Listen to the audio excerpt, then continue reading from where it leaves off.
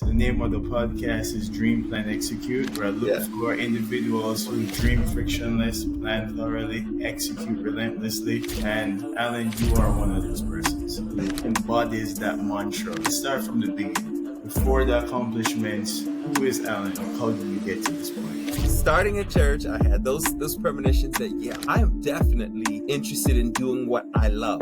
I do what I love. It's hard to separate at some point because I actually plan those things. These are not mistakes. I didn't become a floral designer by mistake. I didn't become an artist by mistake. My definition of happiness is a little bit different. My definition of happiness is it has to do with an acronym I call MAP, which is meaning, alignment, purpose, and process. Anxiety is these two conversations happening and the inability to balance out which one wins. A lot of people who struggle with anxiety will tell you, I can't get anything done. They feel a sense of paralysis because there are two conversations and I don't know which one to go with. Happiness, on the other hand, looking at the person and saying, we can align all of this with just like the dopamine plus the sense of self. What you described would be like a ritual. I call this a happiness ritual, which is understanding your meaning, taking your meaning, and then applying that to a ritual that would allow you to feel connected to yourself. If you're looking to create a happy routine, you literally have to be self-aware because a lot of people are looking for happiness outside in the things they do. And the truth is, if you do a lot of things that you say you like, but you don't know how to connect them to the self, what you end up with is a thing you did, but you're going to keep needing it to keep hitting markers rather than, okay, I know me, and in every journey, I can pick up happiness and pour it into this thing. Fun is just like pleasure. Fun does not need meaning. It's not until you get to satisfaction that you have actual possibility of happiness because there's meaning.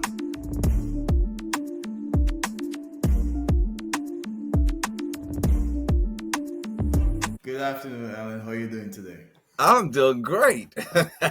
Now, I'm happy you're able to take the time to be on the podcast. The name of the podcast is Dream Plan Execute, where I look Yeah. for individuals who dream frictionless, plan thoroughly, execute relentlessly. And Alan, you are one of those persons who embodies that mantra. And so I just wanted to give it over to you, give us a chance to learn who Alan is.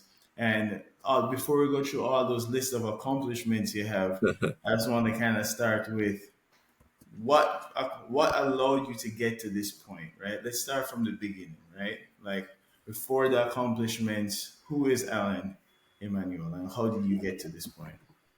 Before the accomplishments, that's the actual true real person. Right. So, at my core, I am somebody who strives to be based out of love, based out of happiness, based out of truth. Those are my core principles, where there are a few of my core principles, but those are the real important ones. Um, I am, I am someone who enjoys communication. That's a big part of who I am. I love being able to build relationships. So that's all a part of what I do, but it is who I am. Like I love talking. I love hearing good conversation. I love um, you know, I love life. I'm also an artist. As you can see behind me, this is my art. Um, I'm also a floral designer, but again, it goes to the things I do. But because I do what I love, it's hard to separate at some point because I actually plan those things. These are not mistakes. Like I didn't become a floral designer by mistake. I didn't become an artist by mistake. I actually I used to sing. A lot of people know that. So at heart, in my heart, I'm an artist because art is about self-expression. But Right. I don't know. I feel like a lot of people become things because they sort of stumble into them. Okay. I stumble into things, but I still make conscious decisions. Do I want to do them or not? And then I decide if that's what I want.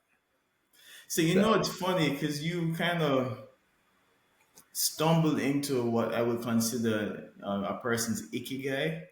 okay, So, yeah, so ikigai is this Japanese philosophy, and I keep preaching it because when I learned it in my early 30s, late 20s, I was like, I wish I knew this as a kid because I got there, but you kind of stumble your way yeah, to it. So it's what you love doing, what the world needs, what people will pay you for, and what you're good at. yeah, And so a lot of times people are not quite in their ikigai because they may be passionate about it, but you can't get paid for it. So it's not your yep, ikigai quite yet, right? Or it pays well, the world needs it, but you don't love it, right, right? And so there's a lot of persons in different professional endeavors that they don't love what they do, and so it shows in their work or it shows in the way they approach their I work, agree. right? But they're getting paid a lot of money, and their life is kind of balanced on that income coming in, so you feel stuck, right? Yeah, yeah, And so that's had the premonition or the intuition or even the self-evaluating skills to go, well, I mean, I could do that, but that's not for me, right? I could become a doctor, I could become a lawyer, but that's not quite what I enjoy doing, and I know there's other ways to make money, so I'm going to do yeah. this, right? So where do you think you got that like introspective thought pattern, and was that the reason you got into psychology? Yeah, that's a good question. That's a deep question. So I appreciate the question. Um, like I started in church, which is my background. That's how we were raised. So I started in church, which is a place where a lot of deep introspection happens. Mm, A lot of, or it should be a place where people get to think about their deep introspection. And this concept that you called, what is it, the ikigai? ikigai, yeah. Ikigai. Mm, Um, I feel like I feel like my life taught me that without the word. mm, So I started in church where I've always been a someone who does self introspection, but I've learned that the things that we say I've always aren't really always. They're things that we accepted into our self concept. They're things that let us know that, oh, this is something accepted as a story of who I am. mm, So I think I accepted that story into my life very early on, that we're spiritual beings, and being a spiritual being means that you get to determine how you choose to live out your spiritual life, because the mm, physical world is an extension of that physical life. That's my personal belief. So um so I think that starting in church, I had those premonitions that, yeah, I am definitely interested in doing what I love. I knew that. I also very early on, when I say very early on, probably as early as 13, knew that I wanted to live a life where it was based out of love. That was something I knew. Again, I go back to church because it's the probably the deepest self-introspective place I started, where I knew these things. Before that, I don't think I would have known, that, oh, you need to start with a sense of self and a sense of God, right? Because I believe our connection to God is a direct reflection of our connections to self. So I started there. Like, I was just like, okay, I want my life to be about love. mm. And so then it was like, do I love doing this? If I don't love doing it, why would I do it? So it's almost like I So it's knew always a that. north star to kind of give you some Yeah. guideposts. It's Yes. interesting because there's this the philosophy or they call him the grandfather, the father of philosophy, Eli Durkheim, right? Mm-hmm. And Eli Durkheim, when he made his first what you would consider a sociology experiment Yeah. or observation, really, it was on suicide rates, right? Yeah. Yeah. And it was, well, in the French industrial revolution, you recognize, well, everyone is being more productive, but also equivalently, as the GDP is raising, the also suicide rates are raising. And Yeah. why? There's this question of why. Why is this happening? Uh-huh. His observation was, well, when we move to a very heavily industrial based society where it's the earnest is on you to be productive and you're driving the force and you Mm. are charting your own chart, and if you don't make it, it's on you. If you make it, it's on you. It also took away from this space called church where everyone had a defined role and they had an opportunity to express themselves weekly, right? In devotion with people who were listening and communicating and helping you kind of clean up your thought pattern and helping you refine the way you introspect, right? Yep. And figure through problems. And know when you take away the need of the church, he's like, you haven't made a substitute for that. Well, here's the result of that. I don't know how to solve it. Basically, it's like, I don't know how to solve it, but I know you need it, right? Yeah. And so it's interesting to hear you know this is at least 2 centuries past that since Eli wrote his paper, right? And you're saying the same thing. It's like, yeah, I learned these skill sets that I used to guide myself from now into my later years at church, right? And Yeah. yeah, Yeah, it's and it's interesting because I think that that is a part of what I base my understanding of life on is kind of this understanding that we get to determine our own meaning mhm, in life. But that was that was one person's philosophical a revelation, maybe you might say, or understanding, and he got to that point, right?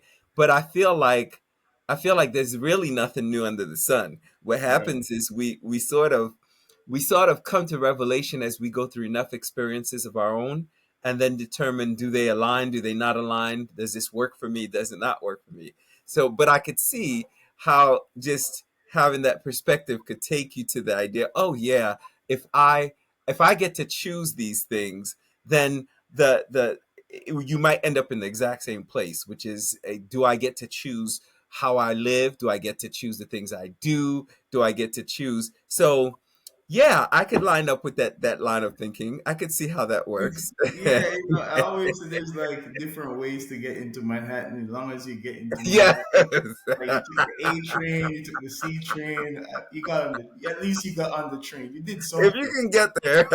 On the train, you went to Manhattan, I meet you there. You have my respect. You know what I mean? Yes. Like, however you got there, you got there. All right, I get it. And Yeah. so through that introspective discipline you learned in church, you recognize you wanted to study psychology. Like, what was it? Why? No, no, no.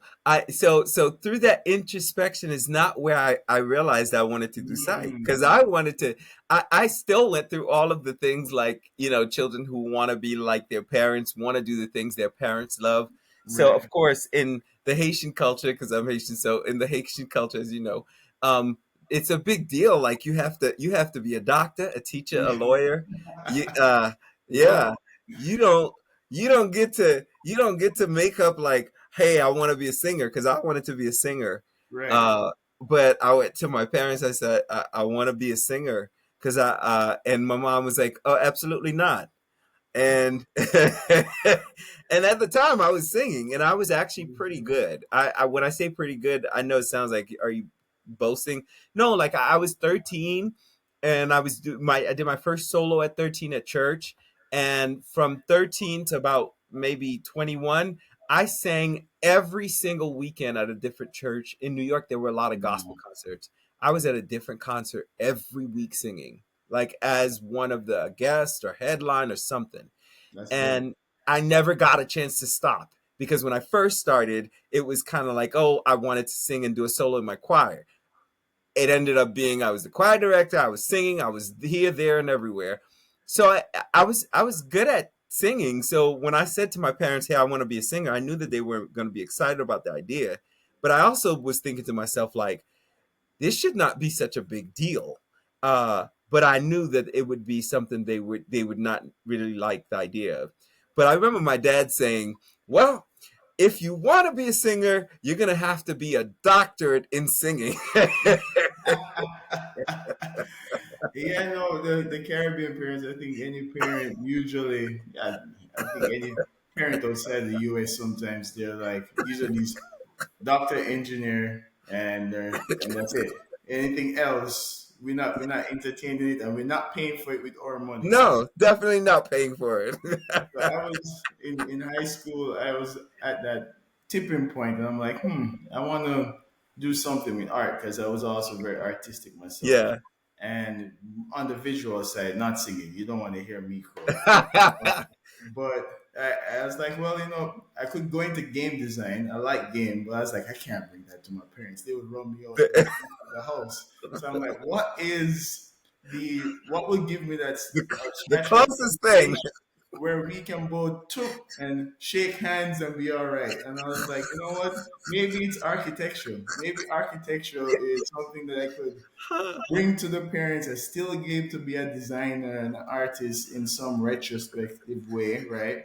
It's Yeah. still enough of a profession that when they go talk to their other friends, they go, okay, we Uh-huh. can we can align with Ramon being an architect. All right, this sounds good, and that's what I went with. I was like, I'm gonna be an architect, and then somewhere along the line, it changed to being an engineer because architects at the time, when they leave school, they don't make as well as an engineer initially out of school. Right. Unless they own studio, different story. Yeah. And I was like, well, maybe I'm gonna be an engineer. And then I left school, and then I ended up in construction management because construction management, leaving school was just better paying than being an engineer. And And so, see, I'm glad we're talking about that because I feel like there's a whole conversation underneath that. right, Um, and you'll hear me say this a lot because I specialize in conversations under conversations. It's really hmm a part of how I think about our lives and the way we think of ourselves. But there's a whole conversation underneath that, which has to do with finding yourself in your career and how not just how culture affects it, but how parenting styles and parenting expectations affect right, our ultimate travel. And then I think what happens is many people go through this. At some point, life hits you, and you go, if you weren't born with a silver spoon in your mouth and you have to make it work, yeah, then you say, what's going to make the most money? and that is a story that I think if you're in your 40s or 50s, you probably have already had that conversation with yourself or somebody else. right, Like at some point, I'm gonna need to have some type of a conversation about what's realistic, right? hmm But I think what you talk about the Ikigai idea yeah, is it's more than that. It's what's at the core of your soul. yes, What have you mastered in a skill, yes, and then how are you able to connect that to the financial, shall we say, structures and reality, like the economy and the way society is built, so that you can live at your highest self. I think that's what I hear in that No, conversation. you're hitting the nail on the head because I think when you look at the Ikigai diagram, when you get a chance to take a look at it, you can kind of like put a point of where you are on that diagram, and your job now is to kind of work your way to the middle, right? Yeah. So you could be in a profession that pays well and you're good at it, but you're not passionate about the profession. Right. Well, what are you passionate about, and how can you use your profession to tie into that passion and see if it can drive you closer to the middle, right? So, for instance, yes, I do construction management, but I also was an artist at some point. So, I need to scratch my artistic endeavors. So, Yeah. start a podcast. You do something outside of the monotony of your life to bring. I think people don't recognize like happiness is an activity that you have to bring into your life. Like, Uh-oh. You going there already? I just got here. I know. So let's talk to that because one of your skill set is being a happiness coach. You're a licensed Yeah. professional counselor Yeah. and MALCP. So kind of walk us through what that is. What is an MALCP and how do you Okay. help people be happy?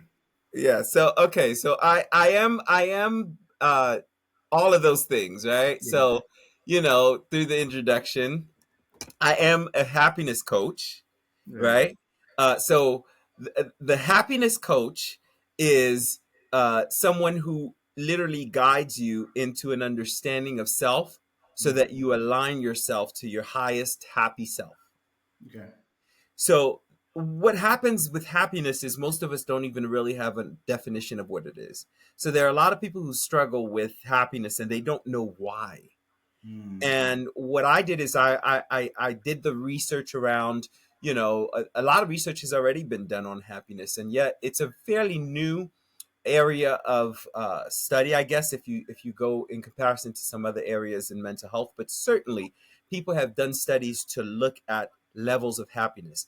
What I find interesting is how you define happiness, Mm. because the definition of happiness will determine where you are in the level, obviously.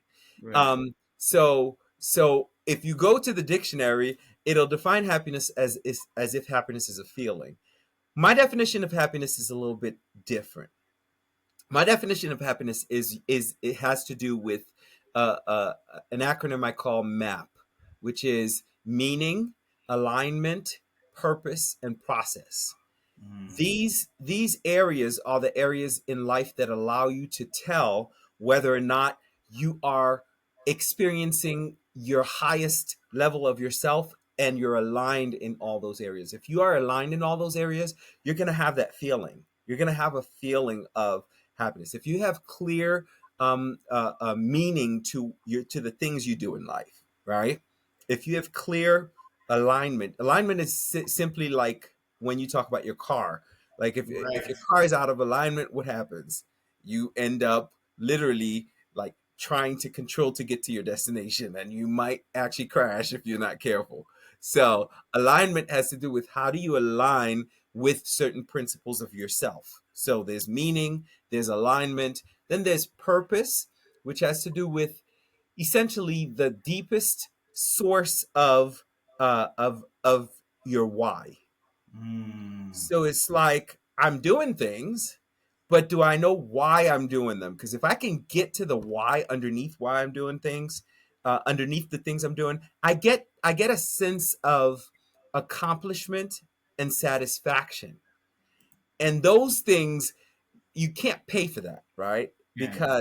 Because you can be super super rich and not feel a sense of as matter of fulfillment. As a matter of fact, there are studies out there that tell us about how some of the highest income grossing people, when they get to that point where the point where they wanted to get to, they get there and they feel a sense of kind of drop. Of course. That Yep. drop, emotional drop that they get, is because they really weren't actually. It's not the point that gave them the drop, but it's the reaching the point, because we it's the process that we go through, and that's where it's the process that we use to get to that point that gives us the fulfillment. So Yes. if you're not aware of your process of how you're getting through your happy, say, points, if you have goals, right? If you're not aware of yourself, what we call mindfulness in each stage as you're going there, you're going to find yourself struggling with satisfaction, with pleasure. All of those things are affected. Okay, and then finally the process, and then purpose, and then process. So finally, if you're able to align all these things to your true sense of self, which I call the core principles, it changes what you get to experience as a person. That is what gives you that sense of equilibrium and happiness. And for a lot of people, what they find is that they struggle with that because they don't have a map to work through. So that's what the happiness coaching brings to people, so they can experience what they're They looking have a framework to work with assessing. It's an assessment for. tool that you Yes, use to help. So it's funny. yes, I came across this chart and I use it all the time. So it was like the four happiness drugs in your brain, right? So yes, dopamine, oxytocin, yeah, serotonin, yeah, endorphins, right? And so all my activities that I try to do somewhat hits that. So dopamine, accomplishing a task. It could be a yeah, small task. exactly. You can dopamine ladder your way to victory, right? Sure. Instead of having a really super long term goal, make it a small term goal that you can Yes. hit and kind of dopamine your ladder way there. Also, like when you do hit these big goals, recognize just like the weather, right? And Yeah. seasons change. When you hit big goals, you're gonna have this flush of dopamine and it's gonna drop off, and your baseline is actually lower than where you were at that moment, right? So you Yes. are going to feel sad. And then I think Yes. with a little bit of anxiety and feeling sad, you're like, you kind of start stumbling, like, why am I feeling sad? I got here. I shouldn't be feeling sad. But the Right. reality is, you got this big brush of dopamine. Your body needs time to kind of, equate itself to what you just did, right? So for me to get back on the ladder and feeling baseline, I go and do activities, physical activities, like Yeah. I'll go and lift weights or I'll go to the gym and I can feel literally. Most people feel that from like, how can you be so disciplined in the gym, or why you are so disciplined in the gym? For me, it's not even about the body, it's literally about my mind. I can feel when I'm not being Yes. consistent in the gym. Yes. I can feel the agitation I get and the annoyance I get of certain things that wouldn't annoy me before if I had gotten a good workout, right? I And think then, that's interesting because the different parts you're talking about, these chemicals, yeah, I think what you're talking about is turning them on and turning them off. mm, Like being like able to, that. yeah, sort of like being able to recognize, like, okay, if I place these four basically chemicals, that's what they are, chemicals in the blood. If I'm Right, able to turn them on and turn them off, I could control my feeling. correct, Um, yeah, and I think that's good because these are the it's not just an emotion, it's a feeling. It's the way that we elevate. right, um I think that that's one level of happiness, right? It's like I right, feel this. I think if you look at those feelings hmm, and you connect them to the meaning, right, that's a deeper sense of happiness. right, What it does is it takes the chemistry of the body and lines it up with the spiritual sense of the body and the right, the, the area that is carried with the personality of the person. And all of these things are components, you can call them, of the self.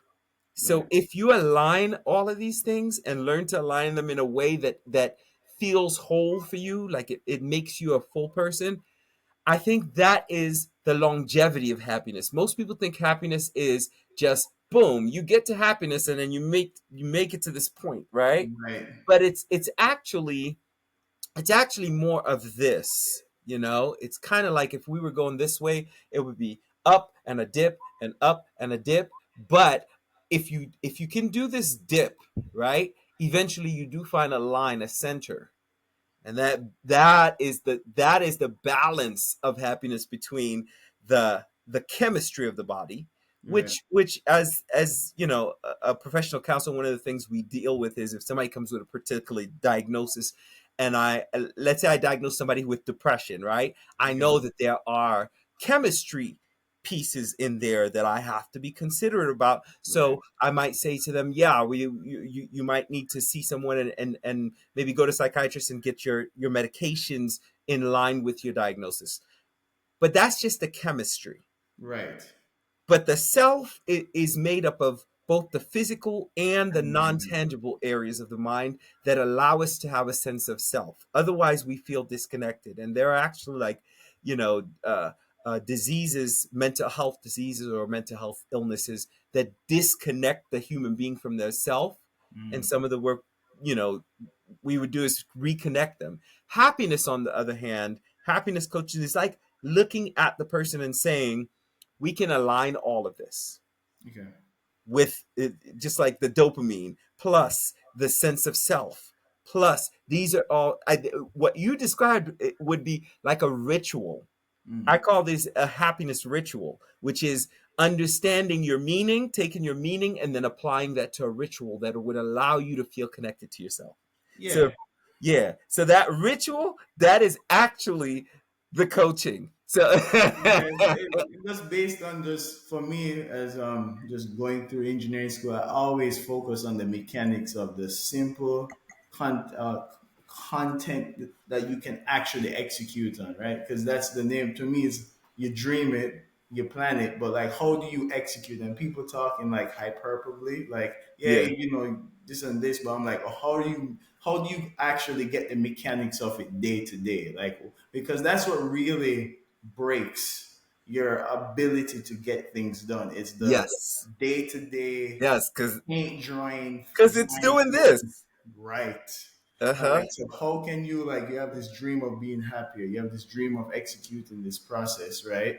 And you come up with a plan, and then day one, it's really not sunny outside. You get a call right as you're about to do it, and everything starts going completely awry. How do you kind of know balance yourself out? So for me, if I'm feeling like I just really don't feel that good, I'm gonna go work out. I can't Yeah, figure this out right now. I can't type what I need to type. I can't plan what I need to plan. I'm gonna go and do a physical activity or accomplish a goal. For me, like the podcast too, is like it hits basically all of those four happy drugs, right? Because there's a sense of meaning, right? So that's serotonin, deep yep, conversations, right? Dopamine, you're accomplishing a task. Like as we're speaking, we're accomplishing putting out content together, right? And building a product together, right? And yeah, so those connection points happen in the process of building this podcast. So it's like, and it aligns with, gives me an opportunity as a self person to, create something. Because like, as an artist like yourself, yeah, there's a feeling that like someone's like, how can you focus for 6, 7 hours painting?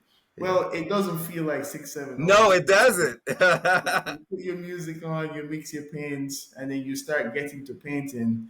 The time passes really fast. You blink and it's 6, 7 hours, right? Right, Just right. really enjoy what you're Yeah, doing. So it's like, all right, well, I think a lot of times life happens at you and you don't fight back. You just kind of let it happen. And, yeah, having the ability to, self-assess with these tools and like, yes, no, I'm going to fight back. I'm going to put my glove or take the gloves off, and I'm going to build structure into my life so I can be happy with what I'm doing in my life. Right.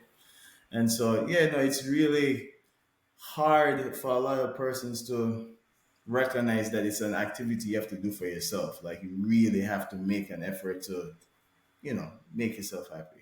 I like what you said about that, I'm going to do this to make myself happy, because my understanding of happiness is Hmm. that happy is a state of mind you get to believe. Mm.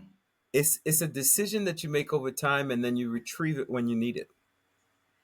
And so if you're looking to create a happy routine, Right. right? You literally have to be self-aware, because a lot of people are looking for happiness outside in the things they do, but Right. the truth is, if you do a lot of things that you say you like, right? But you don't know how to connect them to the self, what you end up with is a thing you did, but you're going to keep needing it to keep hitting markers, Mm. rather than, okay, I know me, right? And in every journey, I can pick up happiness and pour it into this thing, and that's a different process, because that process means that I'm pouring happiness into my experience, rather than I am looking for happiness in the thing that I enjoy. And that takes self-awareness, because self-awareness is your ability to say, not just I like this, but who am I? Because if I know who I am, I can connect to what I like in a much easier way. Mm. So it's Okay. like, okay, so like, I know that I'm going to take you for example. I know that I love to do visual arts. Right. That's the thing I love. The question underneath that, so this is the conversation under the conversation, which is, okay, I love painting, but what is it about painting that connects with me? And I could tell you, for me, it's the creative part, because I enjoy taking something creating something out of nothing, or Right. transmuting mutating Mm. a something so that it turns into something it wasn't before. I like that process. We call that creativity, Right. right? So if I know that that is my process, that connects deepest to my sense of self, now even my paintings are going to be about creativity. So Right. I could now, so then I could actually take something I don't like, right, and pour creativity into it and feel a sense of happiness inside of it. Well, I like that because that's what I think. If you find yourself, stuck in a industry or something else that Yes. is not aligned with you 100%, then the earnest no is on like, how can I get it aligned where I feel more Yes. happy doing it? Because maybe I'm going after a new goal in that mundane task that I've been doing for the last 25 Exactly. years, that I can make it more efficient, I could make it more creative, I can put my twist to it that will allow it to grow into and make me feel a little better about what I'm doing. So I like that approach because I really feel that regardless of what you pick, you're going to get to a point where it just feels like churn and burn, right? Absolutely. And You have to know, what is it that turns me on about this? right. And that takes the self-awareness piece, right? When I talk about meaning, Mm, meaning is the story we get to tell about facts. So there are facts, like you're talking about that mundane. I got to do this every day in order to reach this goal. right. This is the goal I really want, but I got to do this every single day in order to reach that goal. I got to be able to look at that from a happiness lens and say, who am I? Mm, Do you know who you are? That's my biggest question when I start happiness coaching, is do you mm, know who you are? right. Because if you don't know who you are, what are you connecting the things you love to? And that's a very deep question and broad. Like when you ask somebody, do you know who you are? They're gonna be Yeah, like, well, and they can give you facts about themselves. Hey, I went to this school, I studied here, I have two kids, I have a wife, I live in this location. But I'm sure when you ask a question who you are, it's not about those factual things. It's more about right. what makes you feel genuinely happy. That's like You'll you'll have to come and take a happiness coaching class to get that.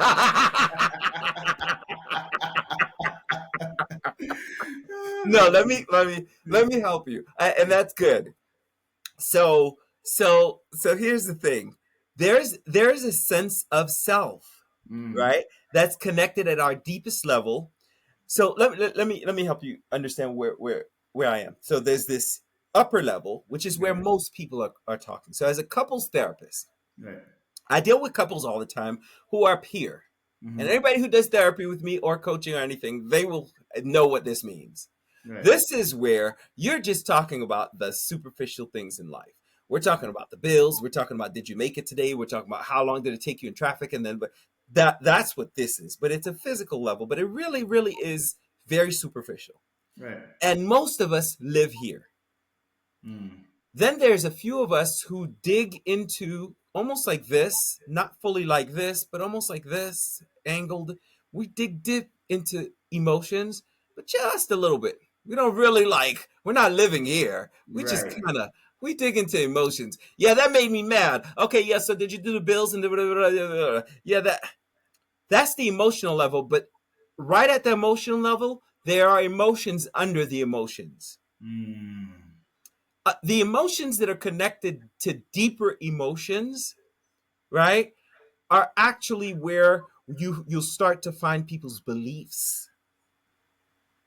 So here, in those emotions, there are more thoughts. okay. But once you get to this little area here, thank God we're doing a video cast so people can see my Your hands, hands, right? right? So okay, but once you get to this area right here, you're dealing now with emotions that are connected to beliefs. Got it. A lot of times we live with limiting beliefs about ourselves. That's where they are with the, and so if somebody tells you you're wrong about what's happening on those beliefs, you get upset.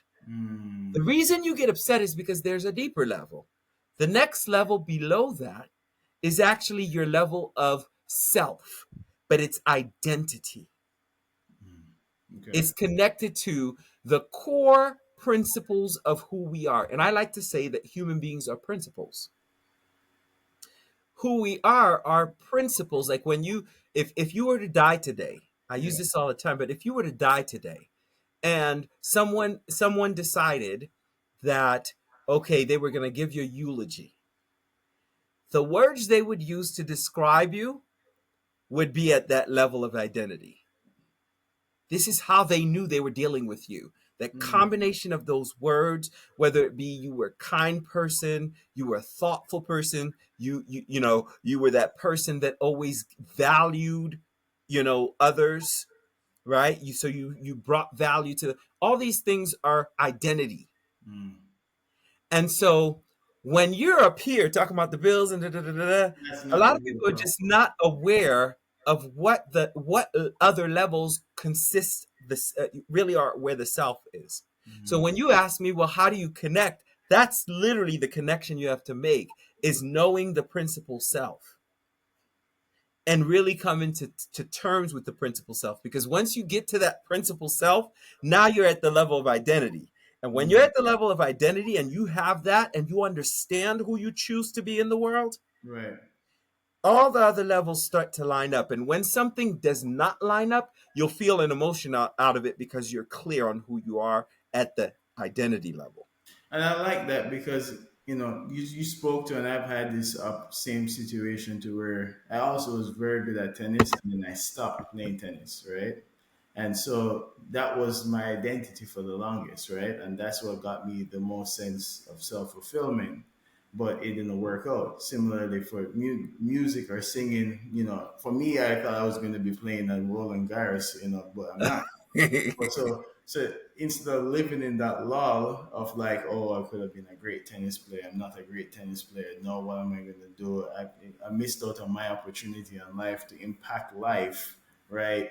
And a lot of people go down that rabbit hole and stay down that rabbit hole. Yep.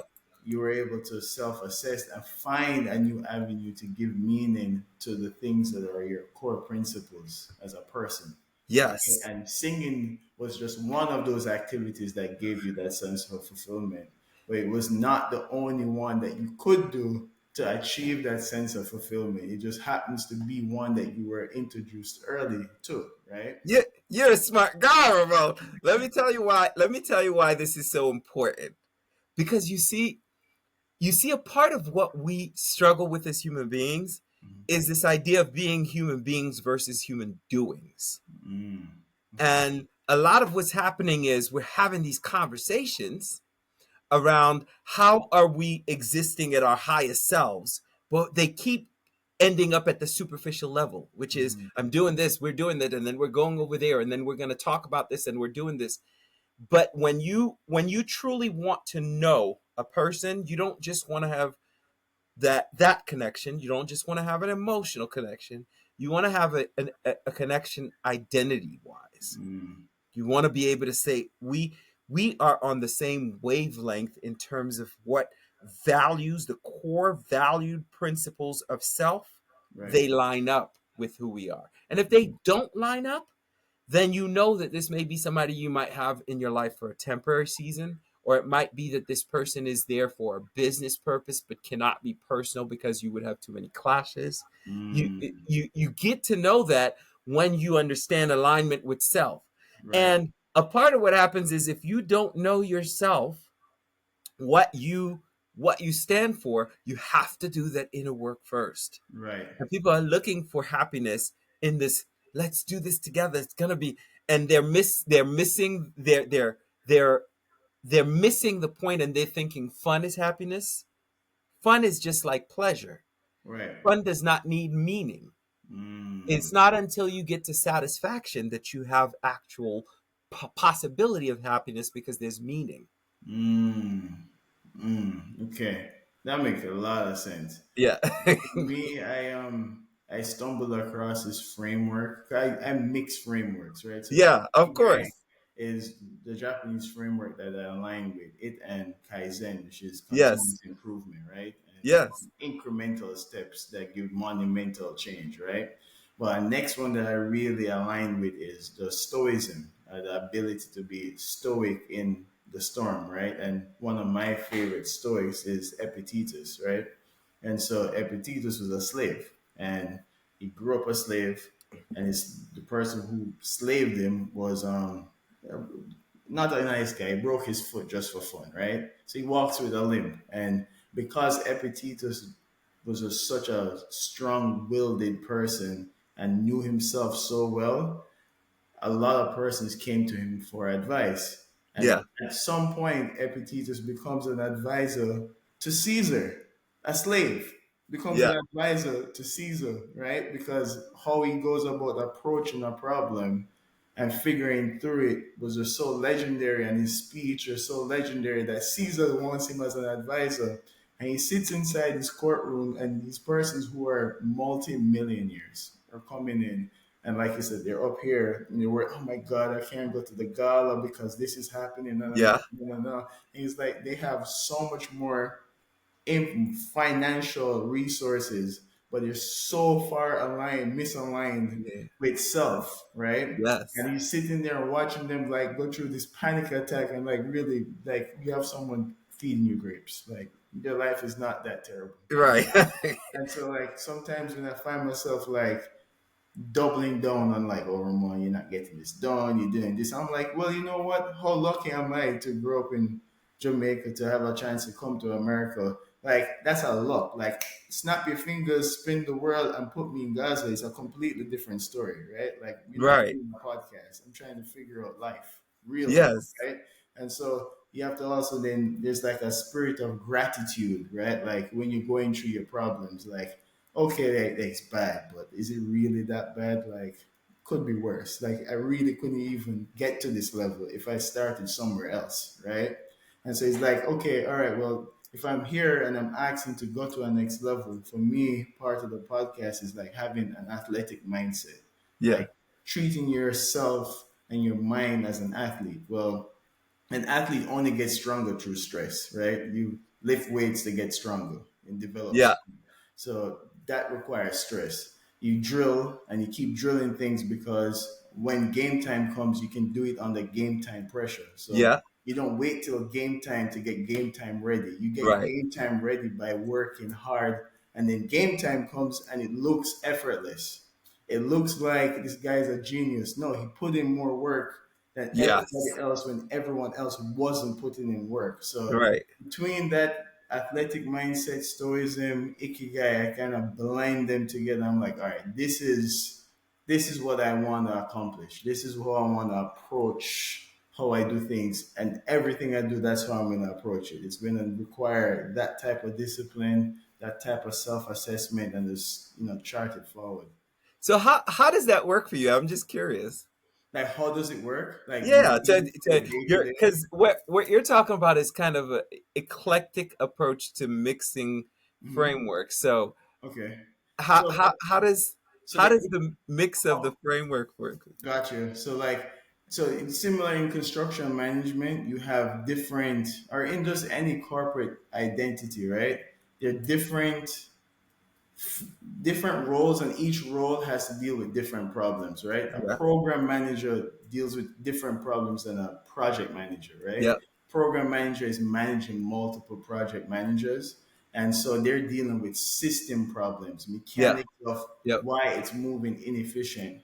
And a project manager is dealing with tactical right now problems. The door isn't on site. Get the door on site. Program manager, we're building out a program of doing more hospital jobs. This is where we see our trajectory for the next 10 to 15 years, right?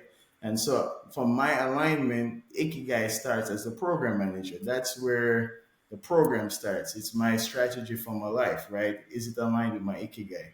Now, the athletic mindset and the stoicism helps me, and ikigai helps me with the dreaming and the planning portion of life, right? So I know I have a dream of what I want to do. Now I'm going to start planning it, right?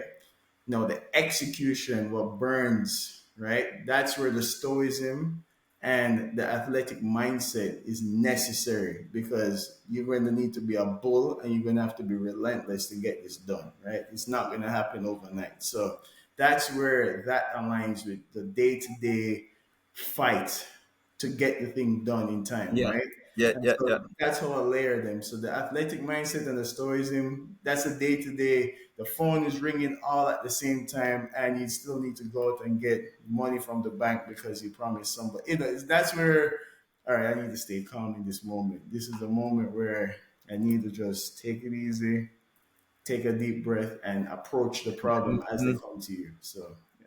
So it sounds like uh you are using almost like a stages strategy, so you can figure out what stage of the game are you in your life, so you can figure out what's gonna apply best for that particular. And that's interesting. So yeah, because I think that having sort of this well organized approach to the way you want to approach, whether it be project management or life, Mhm. it gives you a sense of direction for when you get ready to actually implement. Right. What I like, I took this mini introductory thing that Tony Robbins was doing, who everybody knows Tony Robbins. Right. And one of the ways he kind of approached, um, when you're getting ready to tackle something, is the sense of self that I think you're calling Yeah. stoic, which is the sense of self that says, all right, get into your tiger self, or your bull self, or whatever that is, that gets you to boom, focus in on where you're going, and nothing matters but that, because you are laser focused.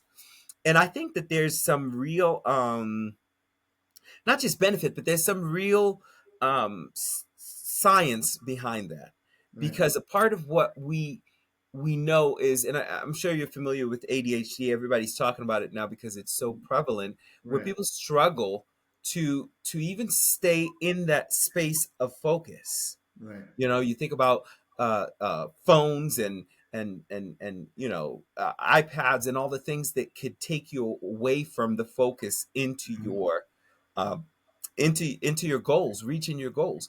I think if you can understand, and again, going back to the self, if you have a clear sense of self, and you understand how you align self to this thing you're going, Right. I think that gives you a higher, um let me pause for a second, because I want you to fully understand what I'm saying. I don't want to just talk. The sense of self underneath, like the person underneath, Yeah. right, is the identity person. That identity self is the strongest motivator. Mm. That is where religion is, Mm. because it's who I am, and there's only one level that I believe is stronger, and that is literally God. I believe that once you get to that God principle, then you are, and I'm not even talking about which religion you believe in. I'm Right. talking about that principle where you say I'm connected to a power and a source higher than myself, of some sort, or something. I mean, maybe an agnostic may say I don't know who it is. Maybe an atheist says that doesn't exist. It's just me, right? Mm. But understanding that there's a deeper and higher sense of self. I think that's the only thing that's deeper than that. That someone would die for that, right? Mm. Okay. And but you can see how identity is a really like strong and powerful motivator. And so now back to what I was saying, if you look at how we connect when it comes to being able to, like, say I'm going to be the bull or the stoic self, Right. that's at the identity level. If Mm. you align, right, the identity, the thing that you've developed to understand yourself fully, Right. to this thing, it pushes you the furthest, because it is the thing you don't give up on. It's the thing that motivates you into being rather Mm. than doing. Right. Right. Right. You see what I'm saying? Yeah. This is why you have issues such as, war. Mm-hmm. between groups of people who never met each other, but because they have a belief that Mm-hmm. is deep in the identity self around who they are, connected to their land and the story of their faith. Right. Now you could have a war that seems like you can't even rationalize with a person about, hey, too much death is going on, because that's the identity self talking now. Right. Got you. Yeah, you would have to, that person would have, you do that self reflection and get to that point. You're almost breaking the person at that point, because that Thank you. Yes. all the programming is literally you're reprogramming, because a lot of us are programmed. Like, think about blue as a We all color. are. We are all. We Human. consider this blue because someone told it was blue. If I had a kid right now and I program him to believe this is red, every time he sees the shirt, this is He's red. he's gonna call it red. He's gonna call And it red. and and So, if you think about it, Viktor Frankl mhm. was the first to quote this statement. I believe it. You know, he's a psychologist, but I believe he was also a philosopher in his own right. And Okay. his statement was, he was an existentialist, and he said, you know, human beings are meaning making machines. Mm. This is who we are at our core. Okay. And we get to give ourselves a sense of who we are. We Mm. get to determine that. We could Mm. say, I am, and we are.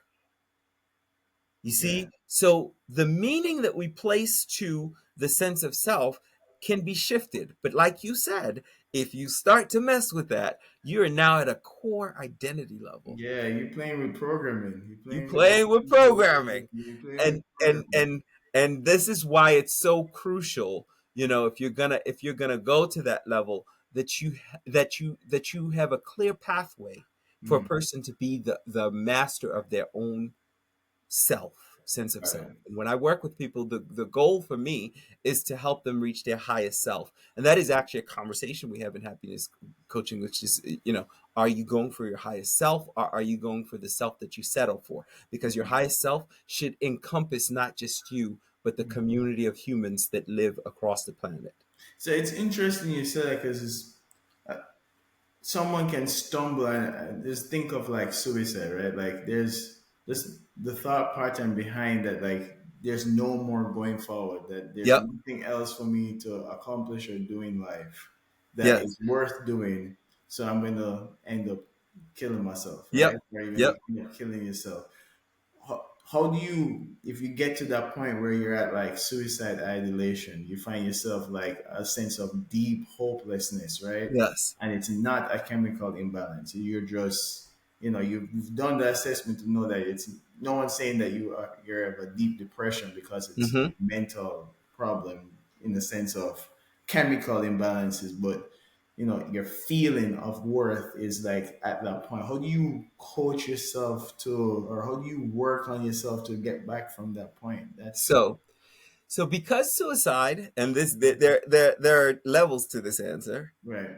But because suicide is definitely a mental health symptom, Okay. that person needs a mental health counselor. I Mm. mean, I'm not promoting, Right. but that's where I would take them. I would take that person, as I would not take them as a coaching client if they are Okay. having suicidal ideation. And here's why: because there are regulations around that, and I would need to make sure that I am helping the person become stable. Because by default, a person who is suicidal, while it may not be showing in, you know, your primary care physician might not say that, okay, we don't have any levels of imbalance, and maybe it's a misalignment with the self. But at the end of the day, that Mm. person needs to be assessed by a professional who's able to get them on a regimen that allows them to deal with that. Mm. However, if that person is seeing someone, and that's why I said there are levels to this conversation, Right. because the reason I worked as an assessor for Piedmont hospitals across the country, right? And Right. when I did that work, so I saw people every day, this Mm. was my job, Right. to see people who are dealing with suicidal ideation. Okay. And when they came in, I had to determine, am I going to 1013 this person, which means that you essentially are going to have to hold them against their wills for their safety or the safety of others. Okay. Or is this person safe to go back home, Okay. right? But if they go back home, what kind of a regimen do they need to be supported? So these decisions come from the professional counselor side. Right. However, what we know is that in depression there are stories. Um, a person who's at that space needs that attention first. But if they're being handled by a professional, there are still stories that they can benefit coaching from. Mm. So the coaching side of it is, do you have an understanding of who you are? This is because you see, awareness is almost 50% of the work. Mm. I wouldn't say quite 50, but it's almost 50% if you ask me arbitrarily what's the number. The reason I say that is awareness allows you to see what's misaligned. If you are saying to yourself, I no longer am valued, that means that you are not even aware of your own true intrinsic value. That means that you are so misaligned with the self that you believe a story about the self that cannot be true, which is you don't have value. Mm. and Okay. and and so if intrinsically that's where you are, you need that support, but then you need to also become aware so that you become the master of your own fate through the alignment of who you are at the deepest and most true level of who you are. So this is why I said there are levels, because I got to first check to see, like you said, am I balanced chemically? Right. Am I dealing with all of the cautionary steps to make sure I don't kill myself in the process of misalignment, Okay. right? But then let's say you get aligned, you're seeing a therapist, but you're still having the thoughts, but you're seeing someone for that. Right. There's still a need, and a good therapist is going to know that you're dealing with some of these deeper issues. But there's still a need to look at the sense of self, at the identity. And in my opinion, as a coach, I think that there's a need to also align the spiritual self, which is the one I was just describing to you. Right. That is where value of self comes from. Right. Value of self does not come from the identity level. It comes from the spiritual self, which to me is the deepest sense of self. Mm. It's kind of where people like Eckhart Tolle and others who deal with the person who is inside of the person, Right. right? That self that you can observe, but you don't know who that self is, and is he deeper than is he more than a combination of your physical attributes? That self, right, is the spiritual self that has non-tangible qualities. And who is that self connected to? Who or what, right? If Right. you don't get that clear, you don't get to remove the lack of value that you place on the physical, this level. Okay. you Gotcha. Does that make sense? Yeah, it So makes sense. But what's also interesting is when you look at, say, suicide rates, right, yeah, or yeah, industries in suicide, yeah, they're high-paying industry jobs. Construction has a yeah, high suicide rate. So does absolutely. banking. Which So tells does, you it can't be the money. right. It's not. It's clearly not the money that's causing it at this point. So it's like, and there's a large increase in that. Now it's a going trend that even in construction, they're starting to have like mental health days, right? Because 90, you could say 85 to 90% of construction is a male dominated career, right? And now you're having, just studies, people are seeing that there's a lot more construction workers committing suicide. It's not that they're not getting paid decently, right? So what is it about high stress industries that put people in I a love this. place that make them feel like they're not carrying worth, even though they have this like financial security that someone else who's not in that position is not committing suicide? or not doing it, going So I'm back. gonna answer it. I'm gonna answer it on a couple of different levels because so from the coach level, I'm gonna answer it for myself because I think that this is such a great question, and it's probably not the questions that we came to the table with for this conversation, but I think it is such an important question, which is bear with me. I hope we got the time. Yeah, let's Okay, get there. Get there. We're gonna get there. We're good. money. You Hmm. gotta first have the conversation about what is money. Mm.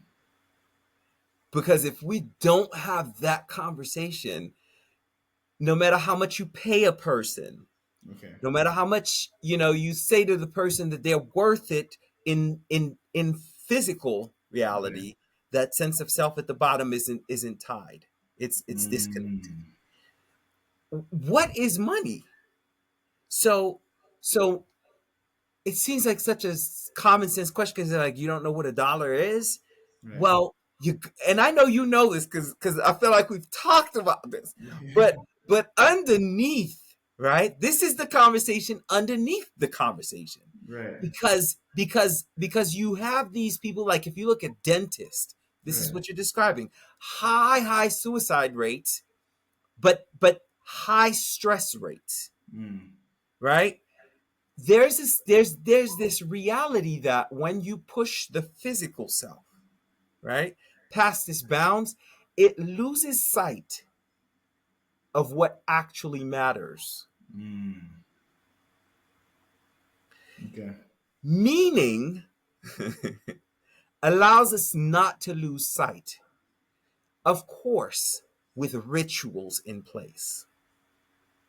Got it. Got it. Meaning allows us not to lose sight because when you find meaning, you also find balance. And balance, what balance does to the self is it says that we are not negating a part of yourself in order to create another. We Mm. are actually creating a balance where or a condition where the balance allows you to be whole or full, Got complete it. self. If you start to lose that balance with your complete self, maybe physical is way above but spiritual has no place to go. This is where these stressful conditions push you in that direction. Oh, okay. So here's why I said you need to answer the question of what is money. Money is an extension of energy. Right. It's a symbolic representation of the deepest sense of self.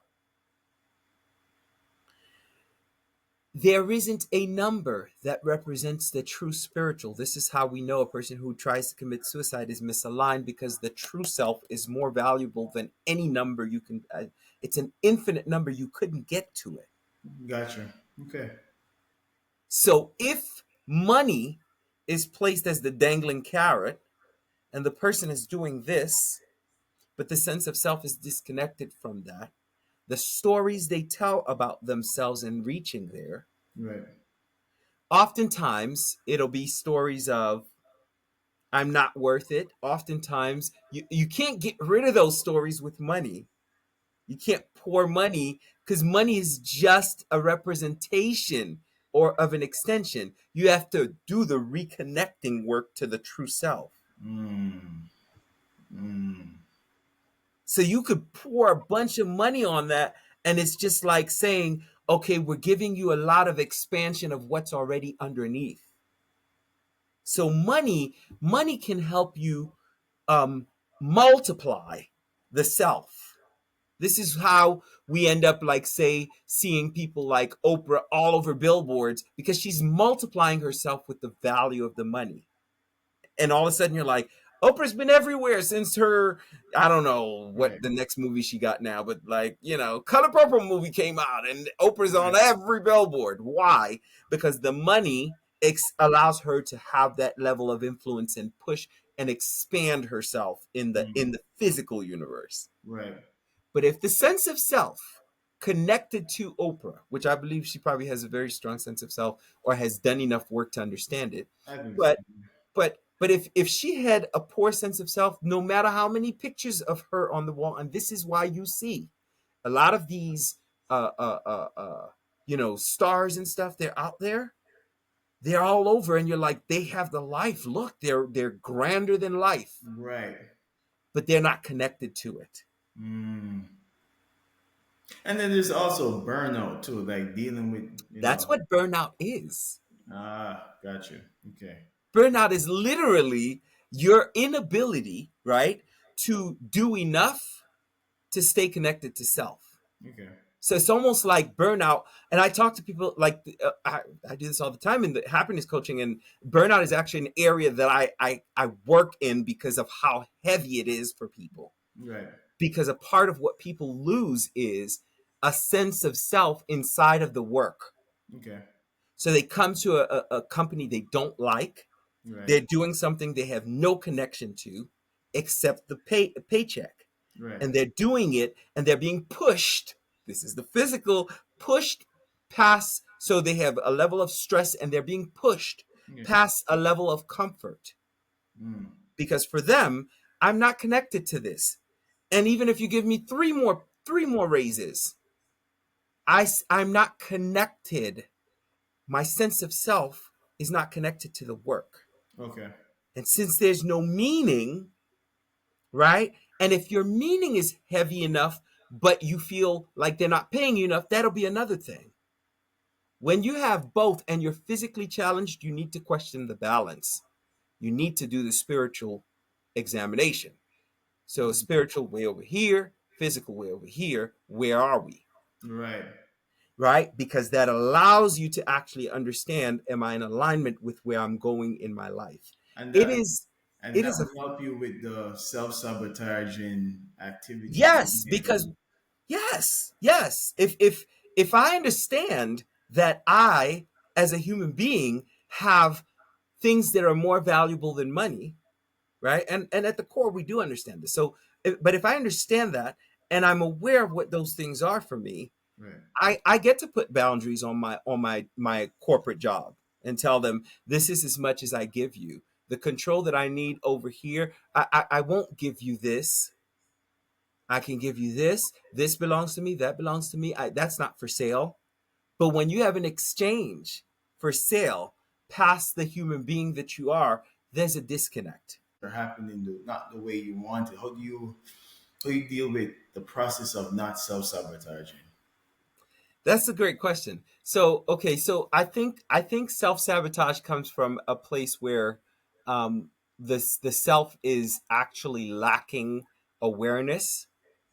Hmm. Because when you don't really know who you are, right?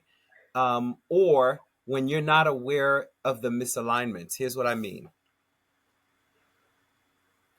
Whatever you do in actions, the Right. things you do, those things are a direct extension of your thoughts and your feelings, and then down to the identity level, down to your spiritual self. Right. So whenever you do a thing, Hmm. it usually takes its path through the emotions and then into the action. When somebody self-sabotages, what's happening is the thing that they're doing, somewhere there was a break with the alignment of the true self. Mm. So they do stuff, but it's almost like with a hidden agenda to align or misalign, Got it. right? I'll give you an example.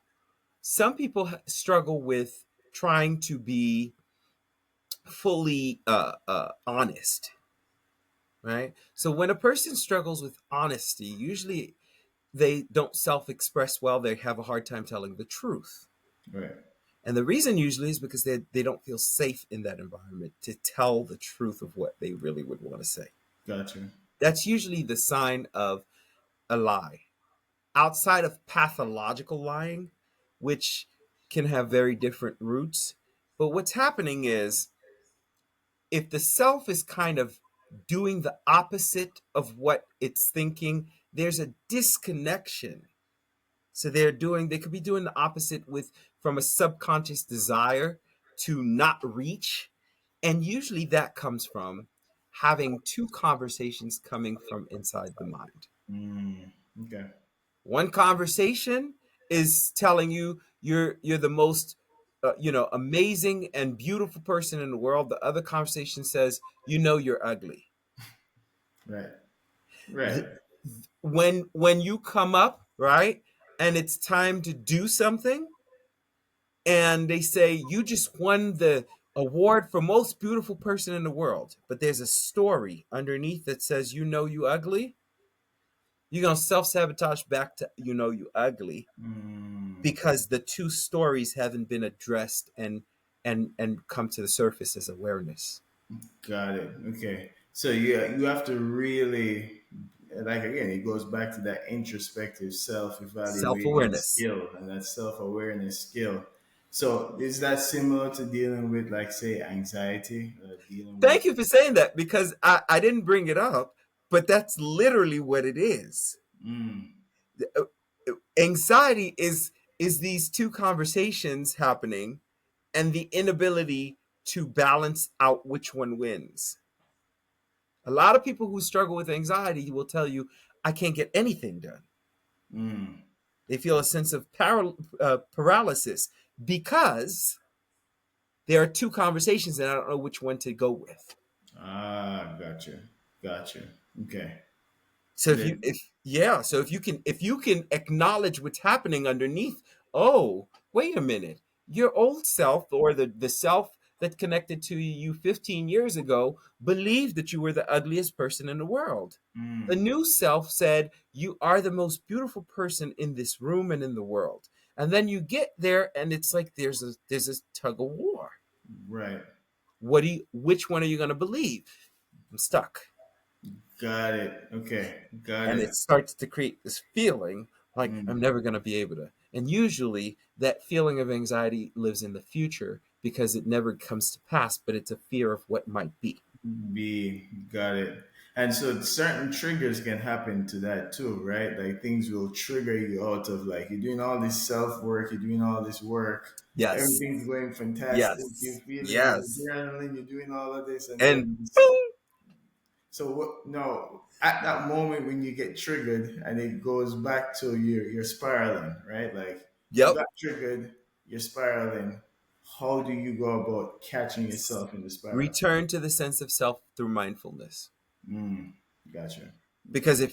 if you become aware, then you could hear the two stories, and cognitive behavioral therapy will do this, right, where it'll help you reframe a story so you could actually tell the story that's empowering for where you're trying to go. But the goal is to stay aware so you know which story is being told. You see, your Mm, sense of self is oftentimes based in past experiences if you don't do the work of self-awareness. So you just carry whatever stories your mom said this about you, your uncle said this about you, you picked up a story and you created a story and you went with it. right. And you went with it and you went with it, and then you get into your marriage and you don't know why, but this really triggers you. Right. This gets you. Every time, Right. every time you're like there's something going on here, because it's every time. Return to the sense of self and the stories that you have aligned with and misaligned with, Okay. so you Well, can how do you know the story? that's where I do the work of like individual, because it, I sit with clients all the time to do this, so Mm, to sit through and walk them through, because what we have is we oftentimes have blind spots. So that's why they pay me the big bucks. well, yeah, because Okay, because there's a need to self reflect, and in psychotherapy you'll do that. You'll go backwards to find the stories, and then you get to the point where you're like, this is where it came from, and a light bulb goes off for the person. And I right. see this all day, and then the person goes, I never knew that I thought that. Yes, it's funny because I recently picked up a tennis coach, and Yeah, I used to play tennis all the time, right? And yeah, national champion in sixth and seventh grade. Like I Yeah. know the play tennis, and I was Yeah. playing You the real deal though. right. And so years has passed, and majority of the activities in tennis came really easy to me, Yeah. except my forehand. For some reason, it always took a longer time to come back to the level that I'm used to playing at, right? Uh-huh. And I always felt like I always had to be gingerly or not aggressive like I could on my backhand, on my serve with my forehand, because it just was always inconsistent. Okay. And I play it on the wall myself, and I'm trying to assess it, and I call it tinkering. Like when you Uh-huh. get to the point where you can tweak and they have the dials, and you can kind of play with things to kind of figure out what's working and what's not working, and Yeah. assess it and measure it and keep doing it till you can figure it out. But at some point I got like, let me get a coach, right? I saw the Sure. person, I got a coach. And something that I was struggling with tennis wise for years, which is always feeling like the ball was coming up way faster than it was on my forehand and on my backhand. Like my backhand is this like sense of security, like no matter what comes across this side, I'm crushing it, right? Yeah.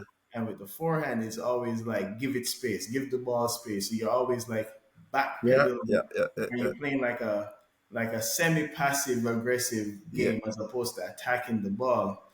And it all came down to is like he's watching me play the game, and he's like, "You're not hitting the ball early enough on your forehand." I was like, well, it doesn't feel like if I meet the ball out there that I'm ever going to get it over the net. He's like, you have to try it though. So try it like earlier. And his cue is like earlier. So I'm swinging the racket earlier than I innately feel comfortable Yeah. swinging the racket. But the crazy part is the ball's going over the net. But there's no way in my head that I would feel comfortable swinging out that early and having my hand so far out. And then, well, then I started looking at other tennis players, the guys who actually really do this for a living. When you see how forward or how early the hand is out hitting the ball, and I'm like, geez, I've been dealing with this problem for years. And now I'm seeing one cue this person gives you, like, yeah, you're not hitting the ball early enough, just changes how you approach the game now, because all this time I'm waiting too long to go after the ball. It's not the ball's coming too fast. No. No. I'm waiting for You're the wait. ball to come early enough to make it not feel that way, right? And that's a story I'm telling It's myself. a story. It's a story, and we carry these stories for life. Mm, Now, my job is to help you find where the story came from so that you can acknowledge the story, work mm, with the story, remove the story, replace the story, mm, find a new story, right? And then be able to actually start to incorporate the new story into the way that you exist. mm. But you first have to be aware that you got a story that's not working. Right, right. That's what most of my talks on podcasts and stuff. I have another one coming up Yeah, tonight. Like most of it is just bringing people to just that awareness so they could say, I think I need a coach. I think I need a coach. Yeah, I think I need a coach. Yeah, no, Because it really is just, that shift, that slight shift that says, oh, you mean if I move just kind of to the left, I'm in the center of the screen? Is that all it took? yeah, Because the whole time I'm fighting with no, just kind of lean. But right. and it seemed like really we gonna give you all of that worth for the lean. But trust me, Yeah, if you never saw that, there's the no way. whole thing, you continue down a path that never, and I call it the mismatch, because everything is about fit. So if I'm Mm. doing this all the time and I don't know why I'm missing, I need somebody to say, hey, just This is why. this is why you're not getting there. you know Right. it's It's those small tweaks, because that tweak now changes everything on that forehand side. Because now I'm more, I have to get there earlier. So everything I need to do faster to get there earlier. And so for you and to you're do like, your life has changed from this, 100%. And then one you have to sentence. drill it too, because like if the awareness isn't enough, like you have to drill that Yeah, technique yeah, and no question, no yeah, question. But I'm saying, Most of us are abiding in spaces of of a lack of awareness, Mm, not being aware that, oh, there's a mismatch. And right, so what we tell is a new story to accommodate the lack of awareness. I'm just right, not a good tennis player. My right, forehand is not strong. right, When it's like, no, I never actually hit it the way that it could have hit the ball. right, I've been hitting it behind every time. Like, right. And so the coach is looking at me. He's like, "Listen, like if you keep playing the way you need to play, I think you can hit like pro level." yeah, Like because he's seen how I approach the work, how I play. yeah, You can tell that I've played it before. That I'm yeah, not a rookie, but there's just some mechanics that you need to sure. fix and drill. Because again, I think a lot of times I had a math teacher that would say this to me in college. Actually, she's like, a lot of times new things feel uncomfortable till it feels comfortable, right? Yep, And yep, so, yes, it feels completely uncomfortable hitting the ball that way, but that's the way it needs to be hit. So, all this yep, time I've been hitting the ball, it worked. It got me through, but there's ways of doing it more efficiently and getting the pop on your shot and really yep, feeling like you're playing no tennis because you don't have to worry about this misalignment with your, yes, you know, your backhand is so much more dominant than your forehand. yep, There's not a panic on the court that if the ball comes back 3 4 times on my forehand, is it going to go out? Is it going into the net? You have that. You can double down and be aggressive on the ball because you feel confident mm. and you know that it's going to work out, right? So, Can I say something here? Okay. This is where I apply the principle mm, that the inner form is a reflection of the outer form, got it. because everything we do in the physical space can mirror what's happening in the inner space. You just have to become a practitioner to understand it. Right. Because that slight fix that you did Hmm. comes from the inner story being realigned and then repeated. Now, here's the thing. The way that we know something becomes second nature, you called it the pop. Like when you Hmm. start to play and you're like, I got to pop because I know how to do this. Right. And I don't have to think anymore at that point. Right. It's just what I do to hit the ball every single time. Correct. That comes from obviously practice, what we call practice. But as you know, you practice the wrong thing, you'll just have the wrong thing. Right. But it's understanding that the repetition comes from a realigned story that becomes the norm, and reflexive, which is why I Hmm. said the inner form reflects the outer form. Reflexiveness happens as a result of the mind no longer needing to take the time to think through the process. Right. The mind now has a physical direct link that says, boom, from the brain directly to the hand. And I don't have to, or from the spinal cord directly to the brain. I don't have to go back and forth in order to have that same memorized idea. Every one of our understanding of self Hmm. comes from a repeated story. That's why I said the inner form reflects the outer form. The repeated stories are the ones we use without thinking, and those are called triggers. Mm. And Yeah. when you use those repeated stories, it feels like they're triggering you. They're not Mm. triggering your story, they're triggering you. Right. It's you know what I mean? You ask that person, they're like, well, this is offensive. I feel offended by what you just said, when in fact, it's the identity of the repeated story. Mm. Okay. Yeah, no, that mechanics of drilling, I think of it like we used to struggle to walk, right, as a Yeah, kid. that's And now right. you're walking and texting and you're doing all kind of different things. You're not even worried about or concerned about walking, right? Right. And so any new skill just needs to get drilled to a point where you can do it without thinking too hard, right? Right. It's just how you do it. And so that same way, when those things come across your table, it's getting enough practice with reprogramming or reassessing that activity so that you don't go back to the initial story that you gave yourself. You go to the new story that you gave yourself. And that becomes the only way you get to that point is drilling it, of course, and putting it under stress. But at some And point, taking that stoic, but if you but get with to that meaning, with with meaning. meaning, with meaning, and like you take that portion and it just becomes you. It becomes your new story. You become you and that story is the same way, like Yes. walking. It's just how you approach a problem. Yep. Very good. Well, I want to just before we get wrapped up here, I wanted to ask you one more question, which is like, Sure. what phrase do you tell yourself to motivate yourself when you're down or downtrodden, or you want to motivate yourself into a new, problem, or things is not going according to plan? What's your phrase that you use to kind of get yourself I back? don't have a phrase, I just have a word.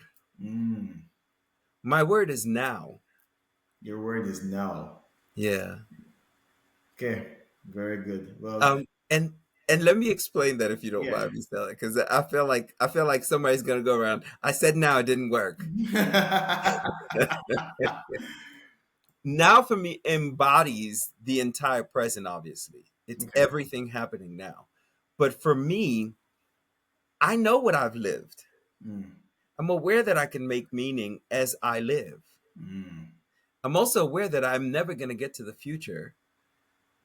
And even if I have a plan, the now brings me back to the place where I'm the happiest and able to do everything for my future Yeah. without letting the past dictate possibilities.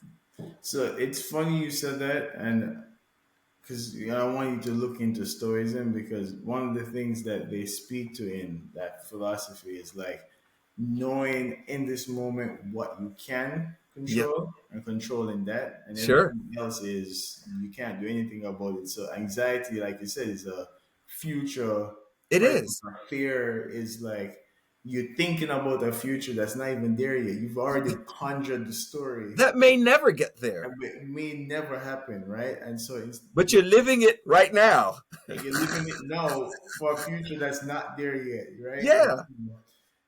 you being able to assess what are the mechanics of right now are the things that I can actually do and control. Those are what I need to focus on, Yeah. right? Yes. Reminiscing in the past, not changing the moment right now, right? Right. Thinking about the future and having anxiety and fear and stress about it, not Not changing mm-mm. the activities I need to do now. Right Things that are going to change the activities that I need to do now is doing the activity I need to do now. now. Right? Absolutely love it.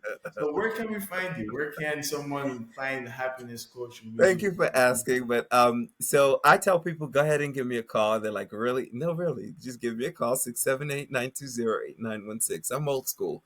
You can Got find it. me on Instagram. I mean, Alain Emmanuel, the happiness coach. You can find me at AlainEmmanuelTherapy.com. I see clients for coaching all over the world. I see clients who are looking for therapy here in the state of Georgia, and but really, if you're looking for any of that, just give me a call. To Let's give let's you a talk. call. Love it.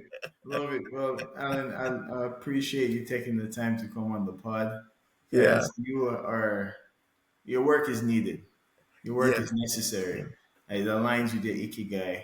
yeah, And I'm happy that there are persons making people feel happy and understand it's not just, material, but it's that yeah. like a sense It's of deeper. Yeah, being and purpose, a life feeling, regardless of what your financial outlook may look like.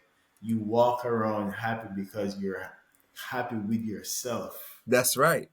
That's right? where it starts. You're happy with yourself. So thank you, man. Appreciate your time. Absolutely, I enjoyed this, and I look forward to doing more. All right, buddy. Keep safe. All right, bye.